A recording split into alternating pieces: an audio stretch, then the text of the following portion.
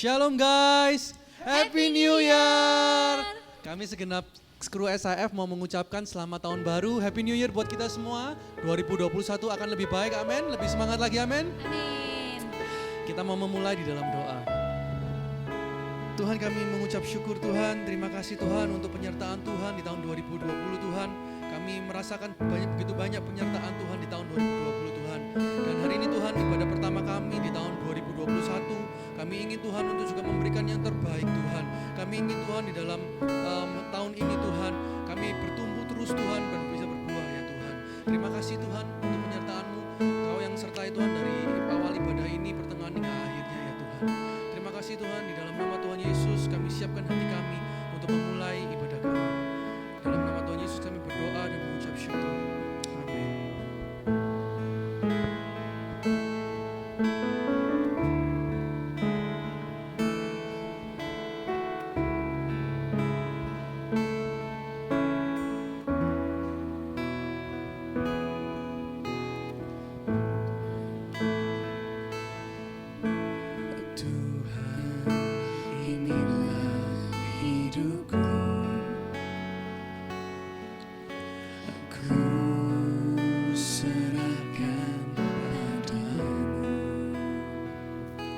Segala cita-citaku, masa depanku menjadi milik-Mu. Jadikan kami terang-Mu di dalam kegelapan dunia, membawa bangsa-bangsa kepadamu. Tuhan, ini kerinduanku bagi-Mu Tuhan, seluruh hidupku. Pakailah Tuhan bagi kemuliaan-Mu. Genapi seluruh rencana-Mu sampai bumi penuh kemuliaan-Mu.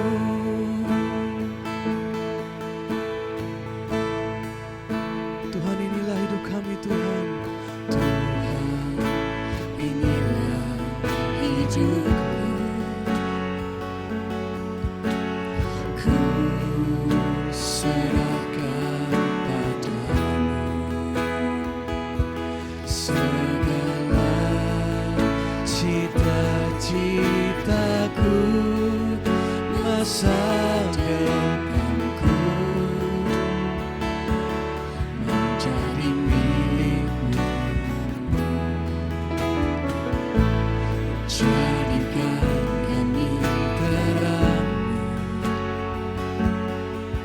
di tengah kegelapan dunia, membawa bangsa-bangsa kepadamu.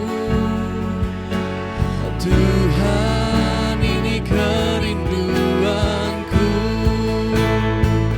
bagi-Mu Tuhan, seluruh hidupku. Pakailah Tuhan bagi kemuliaan-Mu. Genapi seluruh rencana-Mu sampai bumi penuh kemuliaan-Mu. Bagi-Mu Tuhan, seluruh hidupku. Pakailah Tuhan bagi kemuliaan-Mu. Genapi seluruh rencana-Mu sampai bumi penuh kemuliaan-Mu.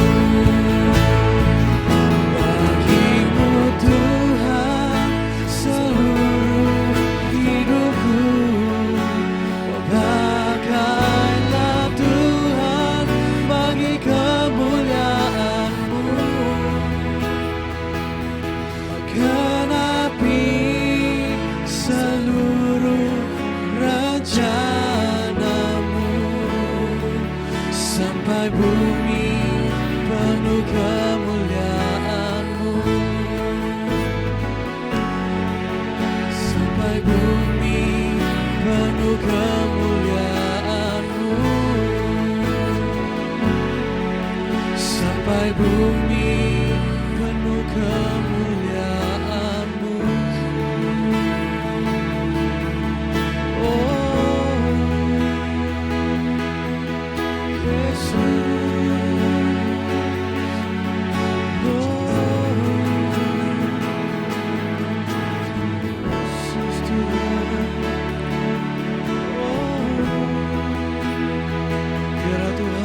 seluruh bumi Tuhan dipenuhi oleh kemuliaan-Mu Tuhan.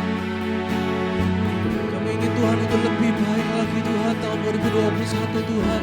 Kalau mungkin tahun 2020 Tuhan kami masih belum stabil Tuhan, kami masih jatuh dan bangun Tuhan. Tapi kami percaya Tuhan tahun 2021 Tuhan kami ingin meningkatkan semangat kami Tuhan. Kami ingin terus melayani Engkau Tuhan dalam kehidupan kami Tuhan. Ampuni kami Tuhan untuk segala kesalahan kami Tuhan dan kelemahan kami Tuhan. Kami percaya Tuhan, spirit baru Tuhan untuk tahun 2021 ya Tuhan. Terima kasih Tuhan. Kami ingin Tuhan berusaha yang terbaik Tuhan. Kami ingin memberikan yang terbaik ya Tuhan di tahun 2021 Tuhan. Ya Tuhan yang melayakan setiap dari kami ya Tuhan.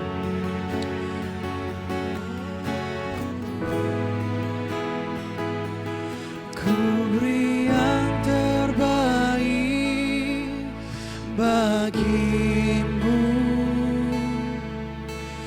ku relakan segalanya. Yang terbaik bagimu, segenap hatiku dan segenap jiwaku. Ku beri yang terbaik bagimu, ku relakan segalanya. Yang terbaik bagimu, segenap hatiku dan segenap jiwaku. Ku beri yang terbaik bagimu, ku relakan segalanya. Biar yang terbaik Tuhan yang kami berikan Tuhan.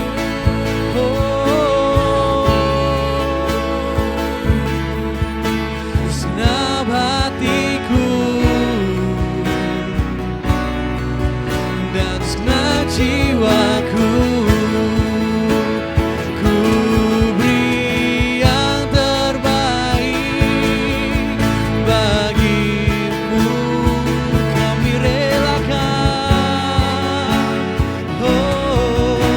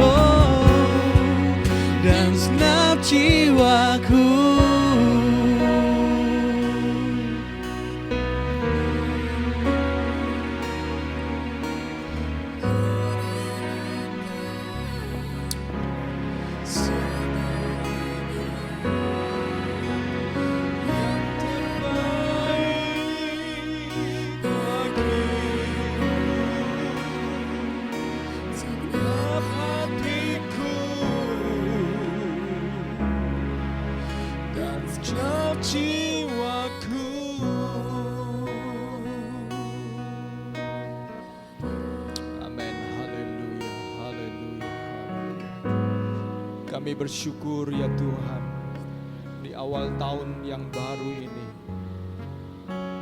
Engkau juga telah memberikan kami yang terbaik. Segala sesuatu ada musimnya, dan ketika musim baru dimulai, kami meyakini bahwa penyertaan Tuhan sempurna atas setiap kami. Kiranya Tuhan Engkau menolong kami masing-masing untuk berbicara melalui kebenaran firman-Mu. Dan demi nama Yesus Kristus kami bersyukur dan berdoa. Haleluya. Amin. Shalom saudara-saudara. Selamat pagi saya ucapkan kepada kita semuanya, dan juga selamat memasuki tahun baru 2021 saudara-saudara. Rasanya kita seperti baru kemarin saja kita menghadapi pandemik, dan sekarang kita ternyata di dalam masa pandemik ini sudah masuk di tahun yang baru. Tetapi saudara-saudara, apapun yang terjadi, saudara dan saya harus tetap bertumbuh di dalam Tuhan. Amin. Dan puji Tuhan saudara-saudara, pada kesempatan tahun yang baru ini kita memasuki satu tahun yang saya ketika menggumulinya di dalam doa, saudara-saudara, saya bergumul dan berdoa buat direction, buat arah kemana gereja kita akan berjalan, akan menuju arah kemana. Saudara-saudara, di dalam pergumulan saya mendapatkan satu kedamaian, satu damai sejahtera untuk kita terus bersama-sama bertumbuh di dalam pemuritan. Sebagaimana gereja kita adalah gereja pemuritan. Sehingga tahun 2021 ini, saya melihat sebuah tema besar dalam tahun ini yang saya berdoa supaya tema ini menjadi satu direction buat kita semua, yaitu radical discipleship. Radical discipleship, pemuritan yang radikal, saudara-saudara.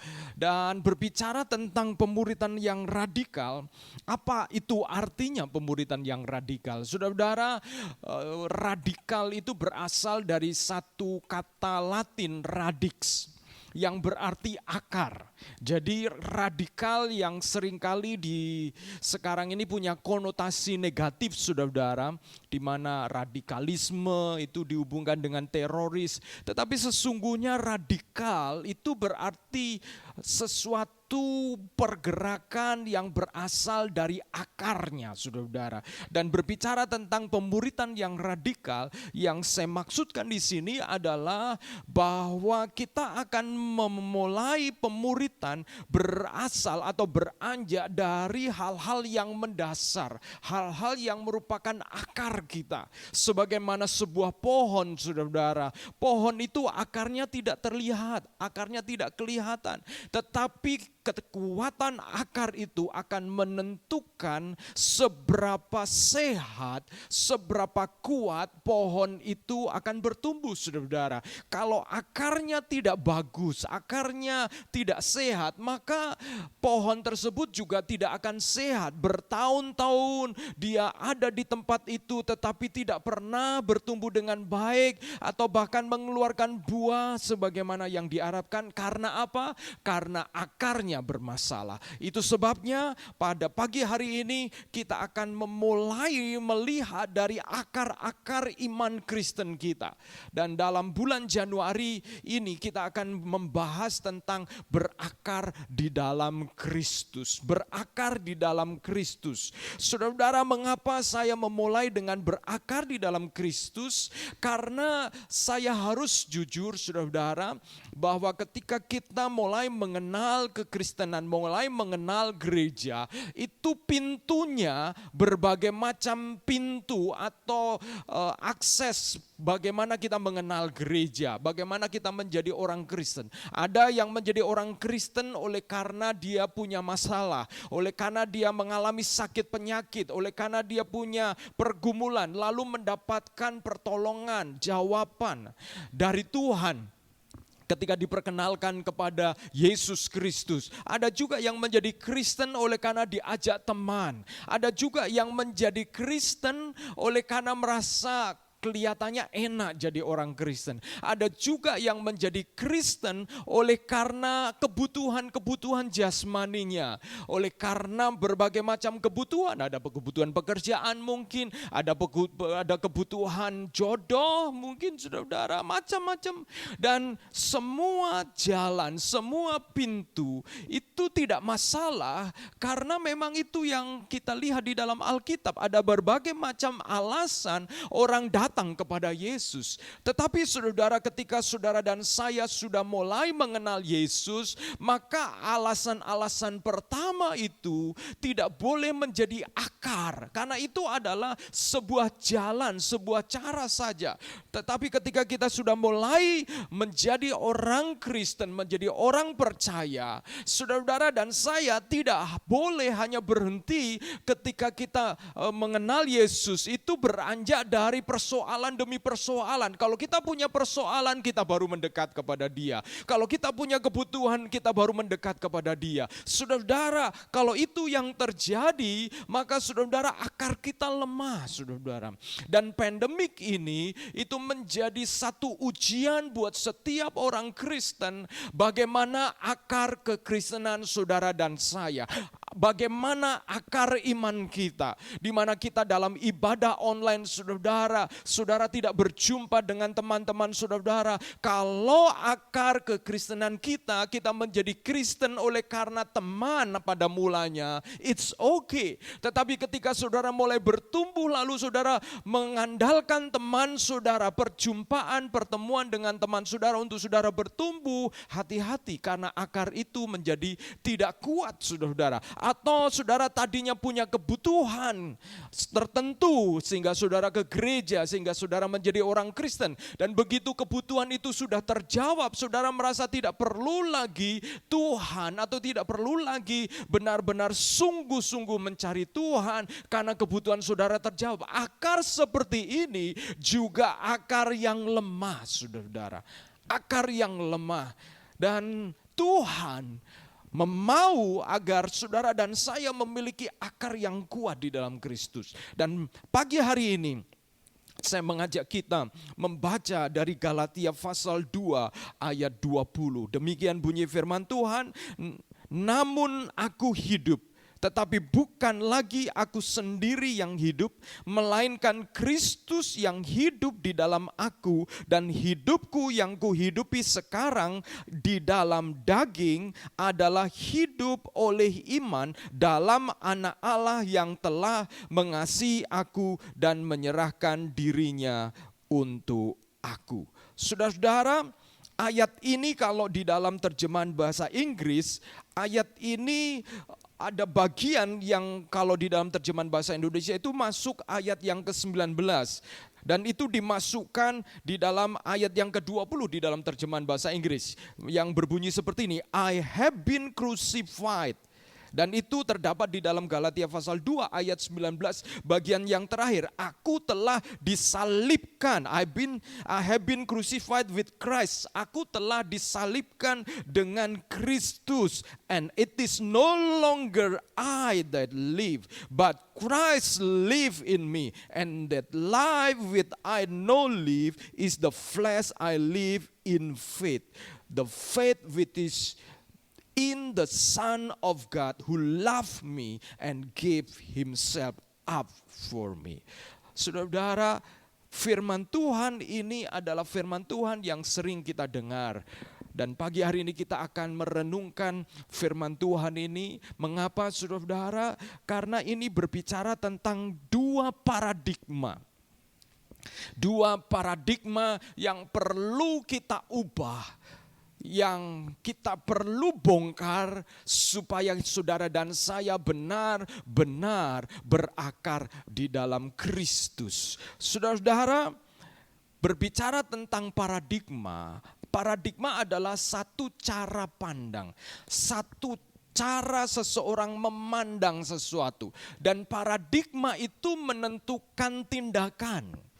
Misalnya saudara-saudara, kalau saya memandang semua orang yang berkulit hitam itu jahat misalnya, Maka saudara-saudara, setiap kali orang berkulit hitam, saya akan merasa memperhatikan gerak-geriknya dan selalu curiga. Karena saya punya cara pandang seperti itu. Padahal tidak semua. Dan bahkan bukan hanya tidak semua orang warna kulit apapun juga itu bisa menjadi jahat, saudara-saudara. Kadang-kadang ada orang-orang yang trauma dengan suku-suku tertentu sehingga dia menjadi alergi dengan suku itu karena dia punya cara pandang terhadap suku itu yang mempengaruhi perasaannya, mempengaruhi perilakunya, dan mempengaruhi keputusan-keputusannya. Demikian juga saudara-saudara, sebagai orang Kristen, saudara dan saya punya cara pandang, cara kita, perspektif kita kepada hal-hal tertentu.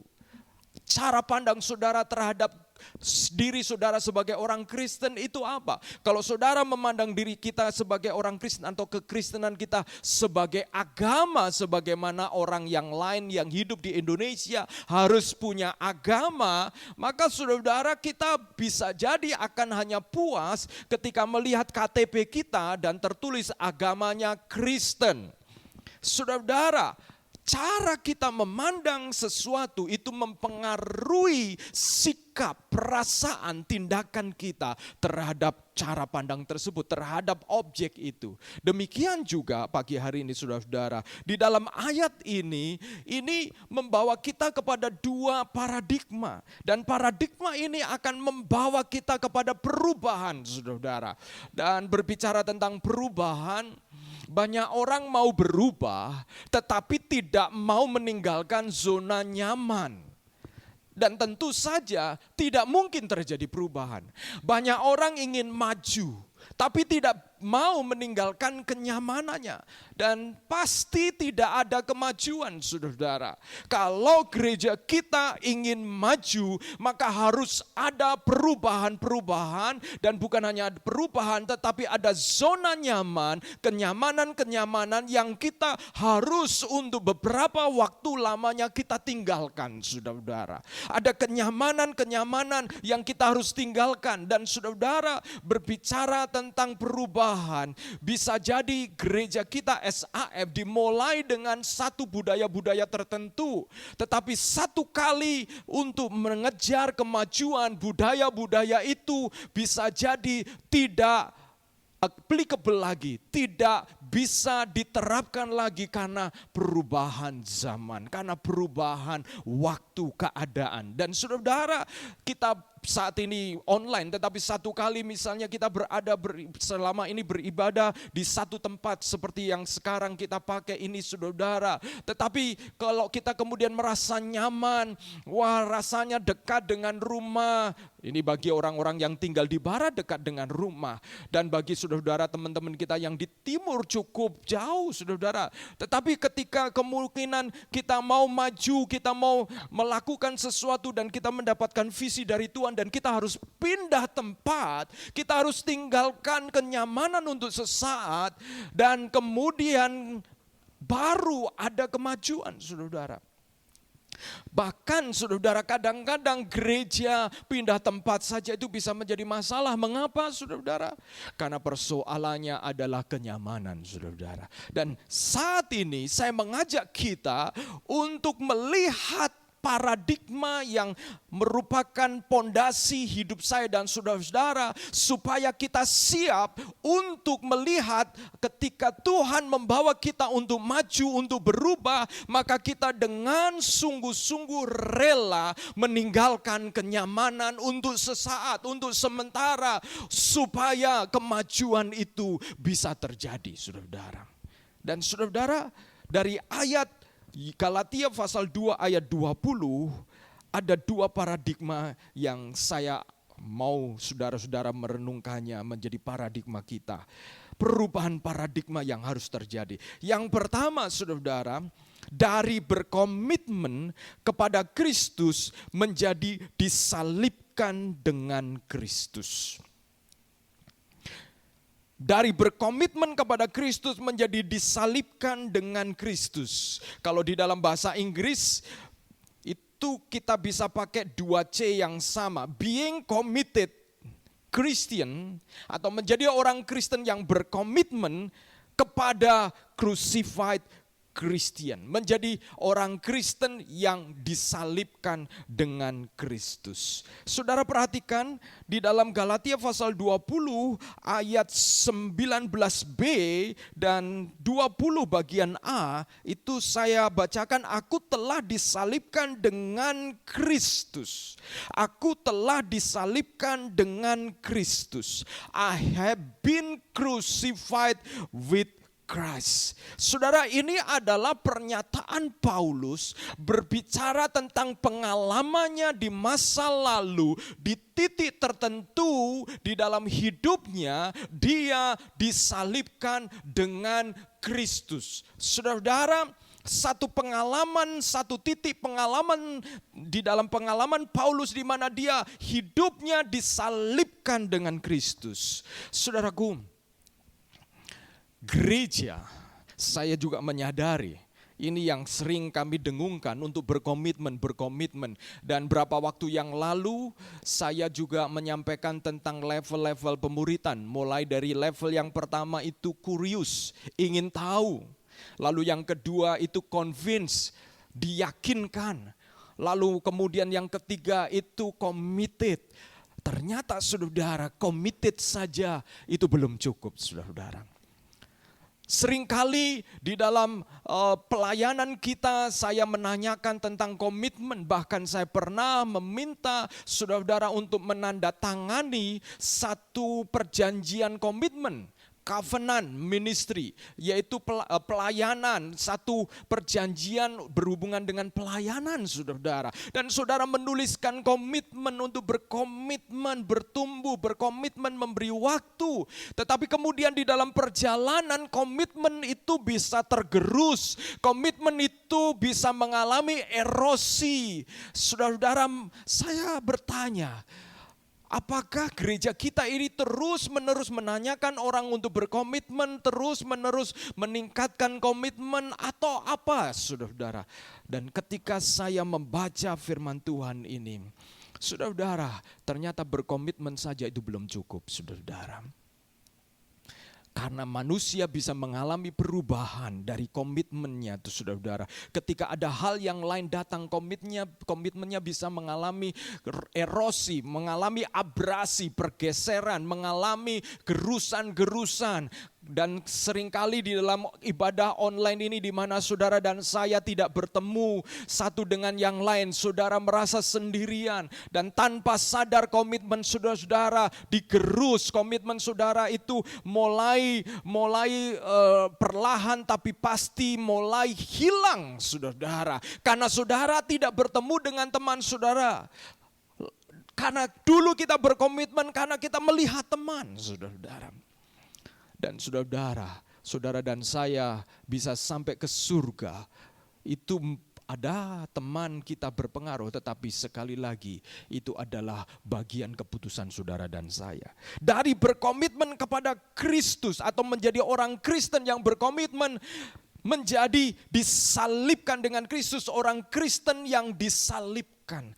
Paulus mengajak kita, Paulus mengatakan bahwa hidupnya dulu disalibkan. Pertanyaan saya kepada saudara-saudara, apakah di dalam hidupmu engkau punya pengalaman di mana dirimu disalibkan dengan Kristus? Apa maksudnya itu menyalibkan diri kita bersama dengan Kristus?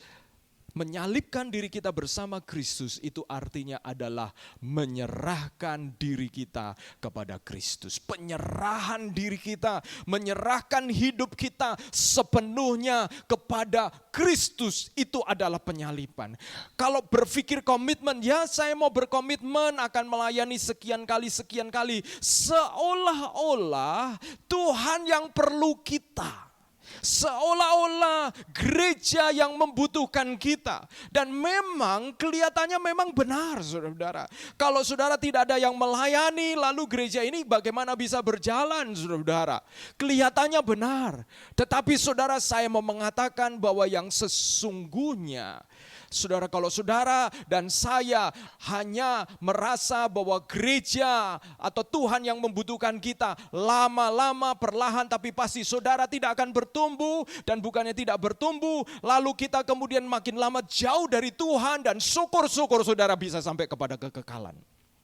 Sebenarnya kitalah yang membutuhkan Tuhan. Karena begitu kita menganggap Tuhan yang memerlukan kita, di sanalah titik di mana kita mulai tidak akan bertumbuh, saudara-saudara. Karena jelas Yesus berkata, berbahagialah orang yang haus dan lapar akan kebenaran. Haus dan lapar akan Tuhan. Begitu saudara dan saya kehilangan rasa haus dan lapar, maka saudara-saudara akan berhenti bertumbuh. Begitu kita merasa bahwa Tuhan yang perlu saya, gereja yang perlu saya, saudara berhenti bertumbuh, saudara-saudara. Kenapa? Karena sesungguhnya yang benar, kita yang perlu Tuhan. Kita yang perlu dididik di dalam pelayanan. Kita yang perlu memberi diri. Karena ketika kita belajar memberi diri, kita belajar mencari Tuhan, maka perlahan-lahan tapi pasti kita mengalami perubahan hidup. Kita semakin diubahkan. Saudara, semakin lama, semakin menjadi dewasa, saudara-saudara. Kitalah yang perlu Tuhan. Jadi saya merenungkan bagian ini dan ini benar, paradigma ini benar. Bukan saya berkomitmen, tapi saya harus menyerahkan hidup saya, disalibkan kepada Tuhan. Kalau berkomitmen, kadang-kadang kita berkomitmen 5%, 10%, 15%, 20%, 50%, sampai kemudian 100% kita berkomitmen. Seolah-olah kita yang melakukannya, memberikannya kepada Tuhan. Padahal sesungguhnya, saudara-saudara, kitalah yang membutuhkan Tuhan. Kita harus tahu, paradigma yang benar adalah disalibkan dengan Kristus. Karena ketika saudara-saudara menyerahkan dirimu, menyerahkan hidupmu, dan melepaskan agenda-agenda kita kepada Tuhan, di sanalah kita disalibkan. Saudara-saudara, kita sampai kepada bagian yang kedua dari apa yang ada di dalam Galatia pasal 2 ayat 20 ini. Paradigma yang kedua itu berbicara tentang apa yang kita lakukan untuk Tuhan kepada apa yang Tuhan lakukan untuk kita. Apa yang kita lakukan untuk Tuhan, ini adalah paradigma yang seringkali kita miliki, di mana kita berpikir bahwa saya harus melakukan ini, melakukan itu, saya harus pelayanan, saya harus mengasihi jiwa-jiwa, saya harus memberi, saya harus melakukan banyak hal untuk Tuhan, dan kita makin lama itu seperti begitu berat beban kita karena kita harus. Saudara-saudara, itu adalah paradigma yang bisa kita miliki. Tetapi yang saya ingin sampaikan, saudara-saudara perhatikan, Paulus mengatakan begini, dan hidupku yang kuhidupi sekarang di dalam daging adalah hidup oleh iman dalam Anak Allah yang telah mengasihi aku dan menyerahkan dirinya untuk aku. Perhatikan, Paulus di masa lalu dia telah menyalibkan dirinya, menyerahkan hidupnya kepada Kristus, dan egonya, agenda-agendanya itu disalibkan bersama dengan Kristus. Lalu yang berikutnya Paulus mengatakan, setelah itu aku hidup dengan iman di dalam dagingku ini, dengan iman apa? Iman bahwa Allah telah mengasihi dia, anak Allah mengasihi dia, dan telah menyerahkan hidup hidupnya, menyerahkan nyawanya untuk aku. Saudara-saudara, kita harus memiliki cara pandang ini, bahwa Kristus telah mengasihi saudara dan saya dengan sempurna, lengkap. Saudara, kita itu melakukan apa-apa, melakukan pelayanan, belajar, bertumbuh, membaca firman, oleh karena kita telah menerima kasih itu, saudara. Bukan supaya kita ini menjadi lebih diperkenan, lebih mendapatkan favor. Saudara, Tuhan mengasihi saudara dan saya sudah komplit, lengkap. Dan itu dituliskan di sini oleh Paulus dengan mengatakan, buktinya yaitu menyerahkan nyawanya untuk saudara dan saya. Dan kalau kita mengalami, menyadari bahwa Allah telah mati buat saya, dan kalau pengalaman kesadaran ini tidak mengguncang hidupmu, tidak membuat engkau begitu mensyukuri kasih itu, sehingga oleh karenanya saudara mengasihi Tuhan, saudara dan saya melakukan hal-hal yang dikehendaki Tuhan, saya berpikir, kalau begitu apalagi yang bisa membuat kita diguncangkan hati kita oleh karena apa yang telah Allah lakukan. Kalau saudara dan saya tidak tergoncang, ada orang yang mati untuk saudara-saudara, saya tidak bisa mengerti, saudara.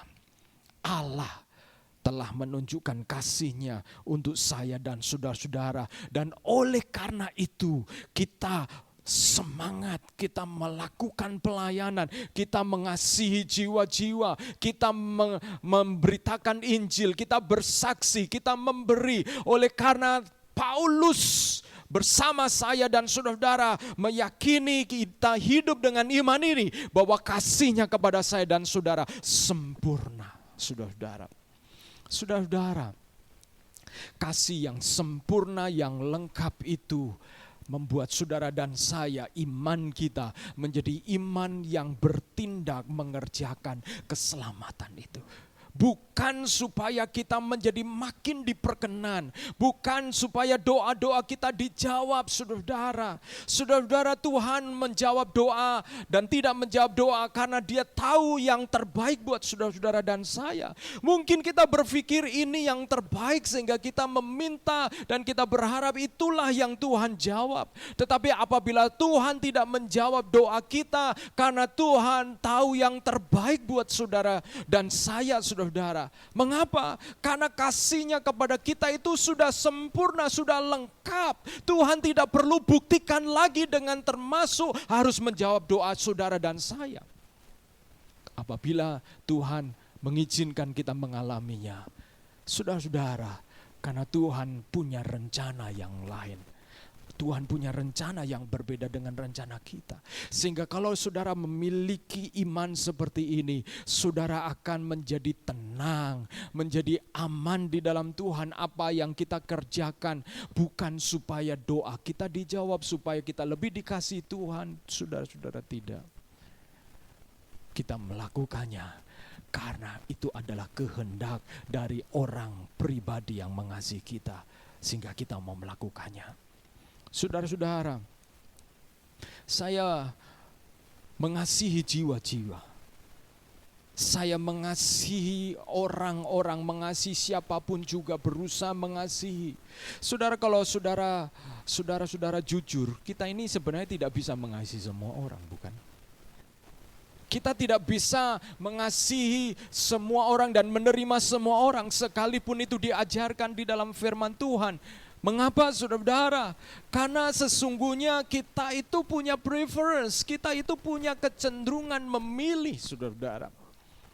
Dan saya belajar untuk mengasihi semua orang. Mengapa? Karena saya belajar untuk hidup dengan iman ini, yaitu bahwa Allah, anak Allah itu telah mengasihi saya dengan sempurna, bahkan mati untuk saya, sehingga saya tahu kalau Tuhan mengasihi jiwa-jiwa, maka saya juga harus mengasihi jiwa-jiwa. Kalau Tuhan mengasihi Indonesia, maka saya juga harus mengasihi jiwa-jiwa di Indonesia. Kalau Tuhan mengasihi jiwa-jiwa yang terhilang, saya juga harus mengasihi jiwa-jiwa yang terhilang. Kalau Tuhan mau saya menggembalakan, saya harus belajar untuk menggembalakan, saudara-saudara. Kalau Tuhan mau untuk saya berada di Surabaya, maka saya harus belajar untuk berada di Surabaya. Kalau Tuhan mau satu kali saya pergi dari Surabaya, saya harus belajar untuk mengikuti kehendak Tuhan itu. Mengapa, saudara-saudara? Karena Tuhan hatinya kepada apa yang Dia kehendaki. Kalau Tuhan menghendaki saya untuk melakukan apapun juga, saya harus belajar melakukan sekalipun saya bergumul untuk melakukannya. Sebab saya hidup di dalam iman bahwa Tuhan mengasihi saya terlebih dahulu, saudara-saudaraku. Kadang-kadang kita memberikan syarat-syarat kepada Tuhan.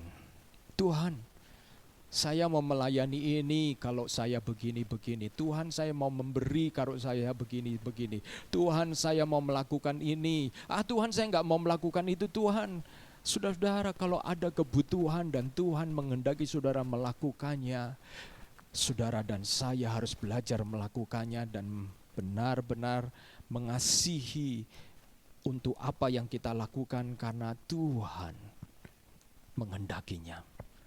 Karena Tuhan yang mengasihi kita, itu menghendakinya. Saudaraku, Yohanes 12 ayat 26 mengatakan, barang siapa melayani aku, ia harus mengikut aku, dan di mana aku berada, di situ pun pelayanku akan berada. Barang siapa melayani aku, ia akan dihormati Bapa. Saudaraku, barang siapa melayani Yesus, maka dia berada di mana Yesus berada. Di mana hati Yesus berada. Kalau hati Yesus berada kepada kita untuk Surabaya, maka kita harus ada di Surabaya. Kalau hati Yesus kepada mereka yang sedang kekurangan, hati kita harus juga kepada mereka yang kekurangan, saudara-saudara. Saudaraku, saya ingat ketika saya melayani di Shanghai mengajar underground church, gereja bawah tanah, saudara-saudara, saya kagum dengan iman dari saudara-saudara kita orang China yang ada di sana, saudara-saudara. Mereka itu, saudara-saudara, mereka ada di kelas, saudara, mulai jam 8 sampai jam 12, 4 jam, lalu kemudian setelah itu istirahat, dan dilanjutkan lagi jam 2 sampai kira-kira biasanya jam 4 atau bahkan jam 5, saudara-saudara. Saudaraku, karena mereka itu biasa beribadah secara senyap, mereka tidak harus dalam ramai karena itu akan menarik perhatian, maka saudara, mereka lebih banyak berdoa daripada bernyanyi, saudara-saudara. Mungkin kebalikan dari kita lebih banyak bernyanyi daripada berdoa, saudara-saudara. Saya yakin gereja-gereja yang teraniaya, gereja-gereja yang ada di dalam posisi berbahaya, mereka akan lebih banyak berdoa daripada bernyanyi. Karena kalau bernyanyi itu pasti mengundang perhatian, mengundang keramaian. Dan saudara-saudara, saya ingat mereka di dalam cuaca yang sangat dingin, satu kali kami pindah dari satu apartemen yang mewah dari satu jemaat, tapi karena kami kemudian digerebek oleh polisi, dan waktu itu saya belum datang di kelas, lalu polisi sudah datang, maka kemudian berikutnya siangnya kami pindah ke tempat yang lain. Dan ketika kami pindah, kami harus ada di apartemen flat yang lebih kecil, saudara-saudara. Mereka 26 orang mahasiswa itu terkumpul di satu ruangan yang sempit, dan mereka duduk di atas lantai yang dingin, saudara-saudara. Mereka mengambil alas tetapi tidak ada kursi. Mereka mendengarkan pengajaran saya mengajar mereka 4 jam, saudara-saudara, dan dalam situasi seperti ini saya kagum mereka bisa bertahan 6 jam dalam cuaca yang seperti itu. Saudara, kita kadang-kadang mengikuti ibadah online 1 jam lebih 10 menit saja kita skip, saudara-saudara. Kita mengambil bagian-bagian yang menurut kita penting, saudara-saudara. Saudara-saudara, padahal seluruh ibadah itu dipersiapkan supaya saudara dan saya terhubung menyembah kepada Tuhan, saudara-saudara. Kalau saya bandingkan dengan iman dari orang-orang yang ada di Shanghai waktu itu di China, saudara-saudara. Orang-orang China, mereka 4 jam mereka dengan setia mendengarkan apa yang saya ajarkan, saudara-saudara. Saudara-saudara, kita harus melakukannya dengan sungguh-sungguh karena kita hidup dengan iman ini bahwa Allah, anak Allah telah mengasihi saya dan menyerahkan nyawanya untuk saya. Masakan kita melakukannya, kemudian kita tahu bahwa itu adalah kehendak Tuhan buat kita, lalu kita potong, kita diskon, saudara-saudara. Saya mengajak kita untuk punya paradigma ini, bahwa apa yang saudara lakukan, lakukanlah dengan sungguh-sungguh, karena kita telah dikasihi Allah terlebih dahulu, saudara-saudara. Dengan iman yang seperti ini, maka saudara dan saya akan menjadi murid-murid Kristus yang radikal, saudara-saudara. Murid-murid Kristus yang dari akar, dari fondasi, itu benar-benar menjadi pengikut Yesus, saudara-saudara. Saudaraku, sudahkah saudara-saudara memberi ruang di dalam hatimu, semua ruang di dalam hidupmu, dan menyerahkannya kepada Tuhan? Saudara, satu kali ada seorang yang bernama Josh Muller. Josh Muller adalah seorang yang dikenal sebagai bapak dari anak-anak yatim piatu di Inggris, saudara-saudara. Di abad yang ke-19, awal abad 19, Josh Muller ini, saudara-saudara, dia membangun panti asuhan, dan pada akhirnya panti asuhannya itu bisa menampung, dia membangun beberapa bangunan, 5 bangunan lebih, bisa menampung 10.000 anak yatim piatu, saudara-saudara. Dan bagaimana cara dia membangun, saudara-saudara? Josh Muller itu dikenal oleh karena dia suka berdoa dan benar-benar mengandalkan Tuhan. Dia hidup bergantung kepada Tuhan. Di panti asuhan itu tiap kali dia pernah mengatakan, tiap kali mereka diajak, anak-anak diajak berdoa menjelang makan pagi, menjelang makan siang, menjelang makan malam, karena mereka tidak punya perbekalan, tidak punya persediaan untuk makan mereka. Tapi Josh Muller mempercayai bahwa Tuhan akan memberkati mereka. Tuhan akan menaruh hatinya kepada orang-orang untuk menjadi berkat buat anak-anak itu. Mengapa dia begitu yakin, begitu percaya kepada Tuhannya, saudara-saudara? Karena 2 paradigma ini telah hidup di dalam diri Josh Muller. Paradigma yang pertama yaitu pada umur 21 tahun ketika Josh Muller itu berada ikut persekutuan doa di sebuah rumah seorang yang kaya, dan dia kemudian di dalam persekutuan itu dia menyerahkan hidupnya kepada Tuhan, saudara-saudara. Dan ketika dia menyerahkan hidupnya kepada Tuhan, dia mengatakan seperti ini, aku menyerahkan seluruh hidupku kepada Tuhan, kehormatan, kesenangan, uang, kekuatan fisik, kekuatan mental, semuanya kupersembahkan kepada Yesus, dan aku menjadi pecinta firman Tuhan. Tuhan menjadi segala-galanya bagiku. Saudara perhatikan, pernyataannya adalah pernyataan Josh Muller menyalibkan dirinya bersama dengan Kristus. Dia menjadi orang Kristen yang disalibkan. Dan ketika dia menjalani panggilan pelayanannya untuk menampung anak-anak yatim piatu, dia belajar untuk tidak menyebar proposal, untuk tidak menyebar permintaan, tapi dia belajar untuk berdoa, mengandalkan Tuhan, berseru, mengajak anak-anak itu berdoa bersama dengan dia, saudara-saudara. Dia melakukan itu karena dia mempercayai bahwa kalau anak Allah telah mengasihi dirinya dengan sempurna dan menyerahkan hidupnya bagi dia, apakah anak Allah yang sama itu tidak akan memperhatikan anak-anak ini? Dan oleh karena itu pula, Josh Muller juga belajar untuk melayani anak-anak ini dengan sepenuh hati karena dia tahu itu adalah kehendak Tuhan bagi dia. Demikian juga saudara dan saya. Paradigma yang kedua kiranya itu menjadi paradigma kita sebagai murid-murid Yesus. Kadang-kadang kita ketika mau melakukan sesuatu kita pikir itu bukan saya. Itu bukan bidang saya.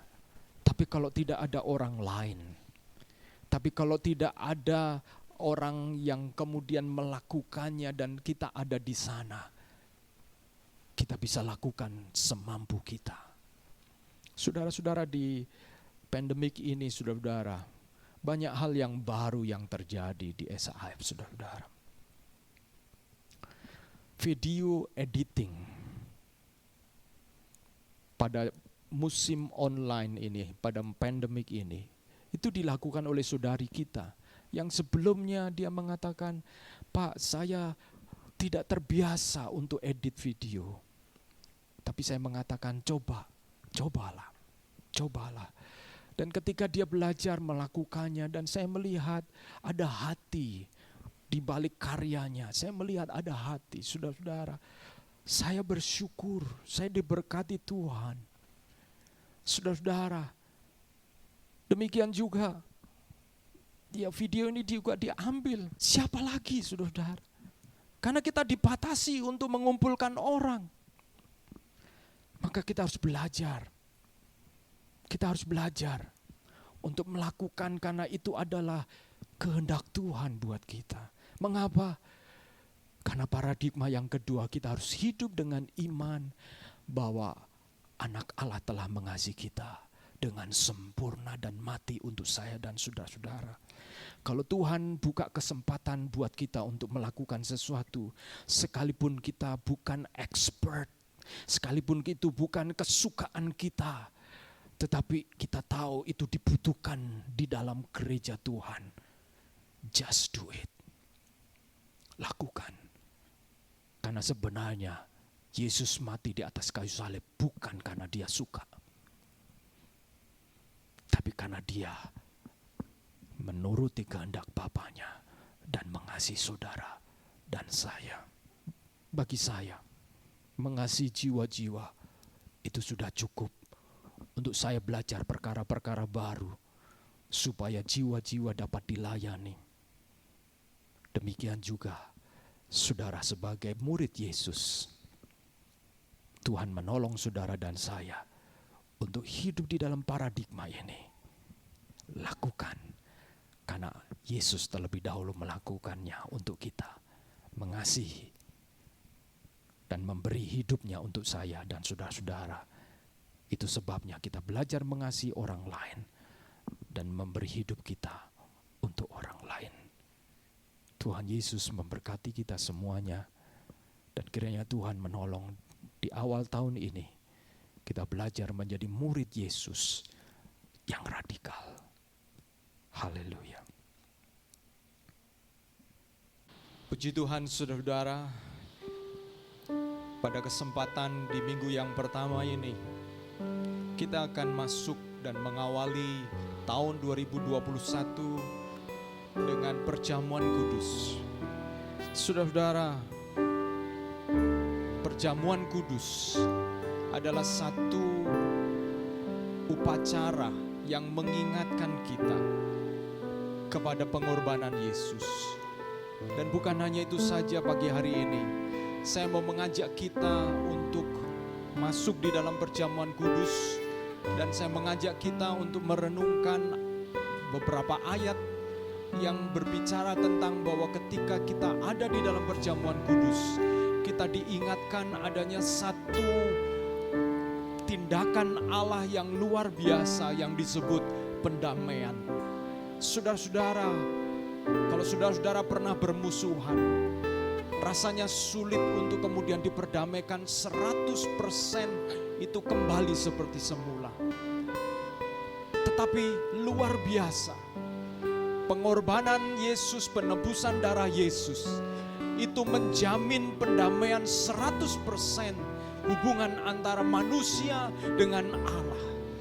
Dan itu sesuatu yang sangat kita syukuri. Dan saya mau bacakan firman Tuhan sebelum kita masuk di dalam perjamuan kudus.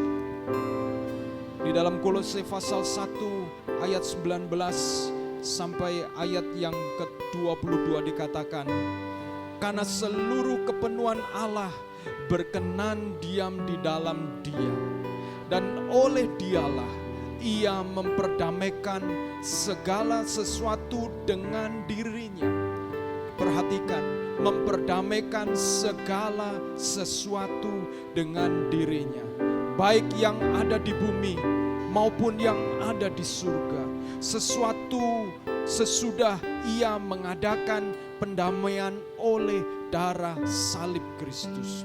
Juga kamu yang dahulu hidup jauh dari Allah dan yang memusuhinya dalam hati dan pikiran seperti yang nyata dari perbuatanmu yang jahat, sekarang diperdamaikannya di dalam tubuh jasmani Kristus oleh kematiannya, untuk menempatkan kamu kudus dan tak bercela dan tak bercacat di hadapannya.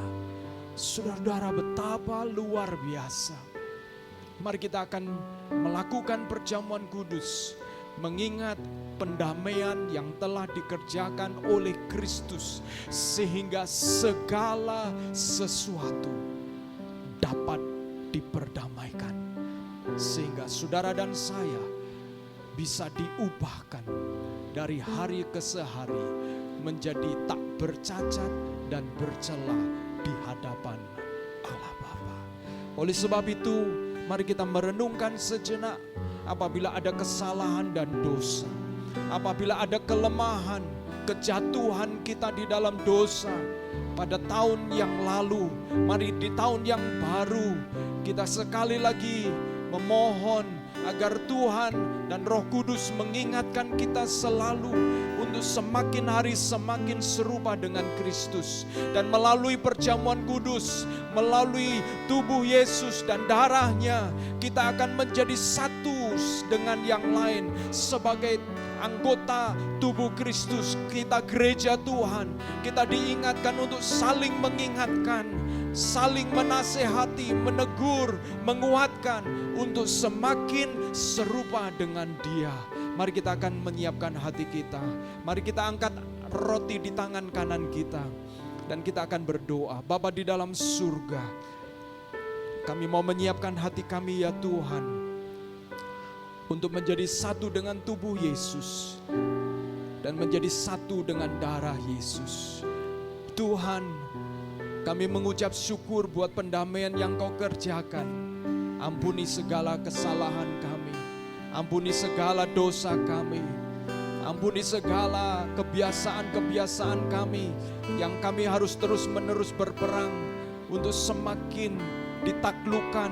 Daging kami yang dari sehari harus ditaklukkan, sehingga setiap kami, anggota tubuh kami, menjadi senjata-senjata kebenaran. Terima kasih ya Tuhan. Saudaraku, angkatlah roti, dan sebagaimana Yesus mengambil roti itu serta memecah-mecahkannya dan berkata, inilah tubuhku yang telah dipecah-pecahkan bagi kamu. Makanlah sebagai peringatan akan aku. Mari kita makan bersama-sama dalam nama Yesus.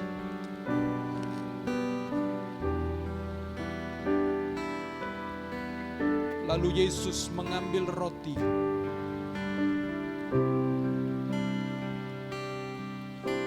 serta berkata, Yesus mengambil cawan yang berisi anggur, serta berkata, inilah darahku, darah perjanjian yang baru. Oleh darahnya, saudara dan saya beroleh penebusan. Oleh darahnya, hati nurani kita disucikan. Dan oleh sebab darahnya pula, saudara dan saya diikat di dalam perjanjian yang baru. Mari kita akan minum bersama-sama anggur yang merupakan lambang dari darah Yesus. Mari kita minum.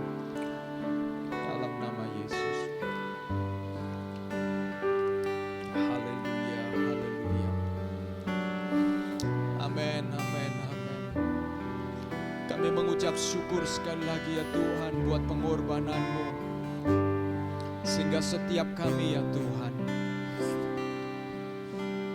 beroleh kepastian di dalam Yesus bahwa kami diperdamaikan. Dan setiap orang yang hidup di dalam perdamaian dengan Allah harus dari sehari belajar untuk menjadi seperti anak Allah, yaitu Yesus Kristus. Kami mengucap syukur dan di dalam nama Yesus kami bersyukur. Amin. Puji Tuhan saudaraku, kembali di dalam tahun yang baru, saya sebagai Gembala SIF House of Restoration Surabaya mengucapkan Happy New Year kepada setiap saudara dan juga bersama dengan seluruh kru pelayan Tuhan. Saya juga mengucapkan kepada kita semuanya untuk tetap semangat melayani Tuhan, tidak kenal lelah dan tidak pernah mengenal kata menyerah. Sekalipun kadang-kadang kita merasa bahwa tubuh kita tidak bisa kompromi, tetapi saudara kita belajar justru di dalam kelemahan kita. Ketika kita menyerahkan diri, kekuatan Tuhan menjadi nyata dan kita melayani oleh karena kekuatannya. Amin saudara. Dan saya juga mengucapkan terima kasih kepada saudara yang tahun yang lalu, di akhir tahun yang lalu kita telah memberikan korban persembahan di dalam Christmas gift. Dan kiranya Tuhan memberkati setiap saudara. Demikian juga di awal tahun yang baru ini saudara, silakan saudara memberikan persembahan, persepuluhan dan korban misi di rekening SAF di bawah ini. Dan demikian juga nanti pada hari Selasa kita akan ada Moment of Restoration. Mari kita akan mengawali tahun 2021 dengan berdoa bersama-sama. Saya ingat saudara, firman Tuhan mengatakan bahwa di dalam doa Tuhan berkata bahwa tenanglah dan berdoalah, karena doa adalah kekuatan ketika kita mendekat kepada Tuhan. Kita belajar untuk mempercayai dan memandang dari perspektif Tuhan melalui doa. Demikian juga nanti hari Kamis kita akan ada komunitas tumbuh bersama di masing-masing KTB, Barat 1, Barat 2, dan Barat 3, serta KTB Timur. Silakan bergabung saudara. Kiranya Tuhan menolong kita untuk terus bertumbuh. Amin. Dan mari kita akan akhiri ibadah kita. Kita akan bersama-sama berdoa. Saya minta tolong Devita menutup di dalam doa. Mari kita akan berdoa. Tuhan Yesus, terima kasih Tuhan atas tahun baru ini ya Tuhan. Kami masih boleh punya kesempatan lagi ya Tuhan di tahun 2021 ini ya Tuhan. Ajari setiap kami ya Tuhan agar kami boleh mempunyai terus ya Tuhan semangat yang baru ya Tuhan. Semangat yang berkobar-kobar ya Tuhan untuk menjadi semakin serupa dengan Engkau ya Tuhan. Kiranya Engkau berkati gereja kami agar gereja kami juga boleh bertumbuh ya Tuhan. Menjadi gereja yang luar biasa ya Tuhan. Yang memuridkan banyak jiwa ya Tuhan. Yang menyelamatkan banyak jiwa ya Tuhan. Kami bersyukur juga atas perjamuan kudus yang sudah kami selesaikan hari ini ya Tuhan. Kiranya kami semakin menjadi seseorang yang lebih baik lagi ya Tuhan, agar kiranya Engkau memberkati ya Tuhan setiap kami, setiap keluarga kami ya Tuhan. Kau jauhkan daripada segala masalah ya Tuhan, melainkan Kau datangkan kebaikan dan berkat-Mu ya Tuhan turun atas keluarga kami ya Tuhan. Terima kasih ya Tuhan, kami mengucap syukur atas ibadah pada pagi hari ini ya Tuhan. Kiranya Engkau berkati kegiatan kami berikutnya, agar semuanya ya Tuhan dapat menjadi lebih baik lagi. Dalam Tuhan Yesus kami berdoa, amin. Saudaraku, angkatlah tanganmu dan terimalah berkat Tuhan. Diberkatilah engkau, kiranya Tuhan menyinari engkau dengan wajahnya dan memberikan engkau kasih karunia. Orang-orang yang berjalan menuju Sion akan berjalan semakin lama semakin kuat. Dan perjalanan orang benar, jalan hidup orang benar bagai rembang tengah hari yang makin terang cahayanya.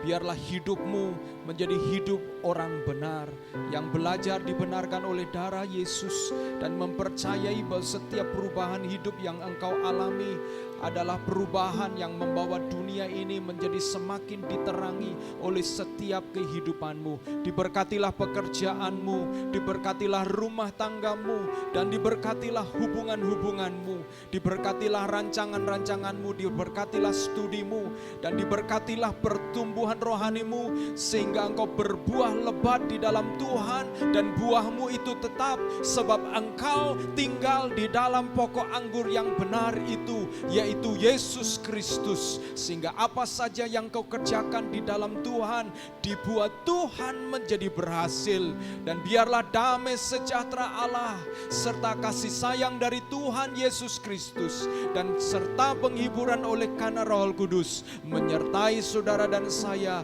mulai hari ini sampai Yesus datang kali yang kedua, menjemput setiap kita para salehnya yang semakin hari semakin serupa dengan buah sulung, yaitu Yesus Kristus. Haleluya, amin. Puji Tuhan. Tuhan Yesus memberkati dan happy Sunday kepada kita semuanya. Terima kasih buat para pelayan Tuhan. Amin.